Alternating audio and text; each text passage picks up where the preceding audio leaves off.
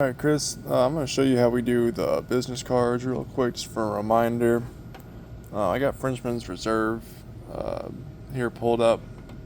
So when you have the file in there, a couple things you need to keep track of. One, if it's a duplexed business card, you're going to have to go in here and select the second page, go to Print Delivery, Advanced Settings, and rotate it 180 degrees. After you do that, you're going to do your shift.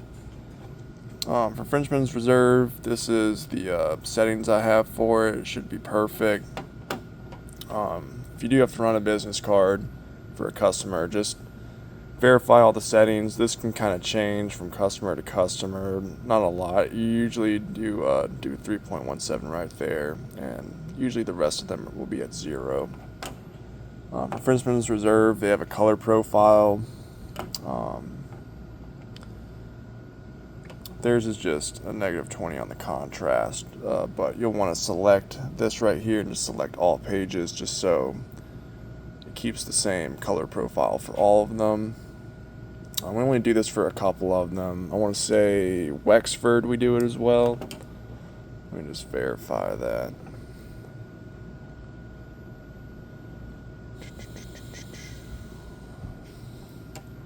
And if you do have to run a business card, just go to the 910 and do it, because I have them all. Most of the business cards are just set up on here, because I haven't ran too many on the new machine. But yeah, the Wexford one. Yeah, the Wexford one has settings. So you just want to make sure that, after you've calibrated the machine, that these settings are up to date. Like for Frenchman's Reserve, they're on a 110-pound cover, but I'll just choose 130. It just gives it a deeper color. That's just how I've done it. So, you'll print off a sheet, you'll take it to the cutter, you'll cut it at 9 inches, and you'll put it in here. You want the crop marks to be facing this way. For Admiral's Cove, you want the crop marks to be down here. It's the first job on the Duplo. For business cards, you'll put that in there. They should fall nicely in there. For Admiral's Cove, you'll have to adjust these a little bit. Let's see. Most of the business card stocks are over here. 130-pound Asheville linen, yada yada yada. Have all the business card shells on this skid right here. For whatever reason, you have to run a Mountain Lake one. What I do is I'll just put 2 sheets at a time inside each tray. I'm sure you're aware, but the reason why I do that is this blue kind of will rub off on it.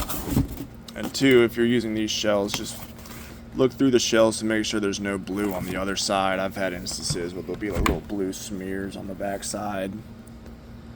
See right here. I got more. I think these here. I might have an example right here. What I'm talking about. Yeah, like you might have some blue that rubbed off from the shells onto that side. So just be on the lookout for that. I've had a couple of sheets for the Admiral's Cove where that's happened, but Admiral's Cove is right there. These 2 boxes right here, you got the Pelican Marsh. I've been cutting, we don't have any of the 12x18 stock for them, for their white side sheets, but we have plenty of 11x18.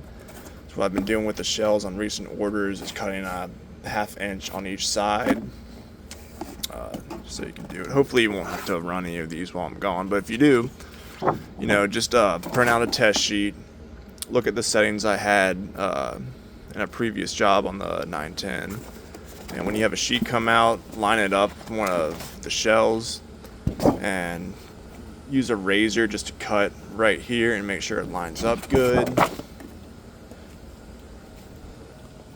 Over here, I have the 120-pound silk McCoy cover. We use this for like Dallas Athletic Club and other jobs.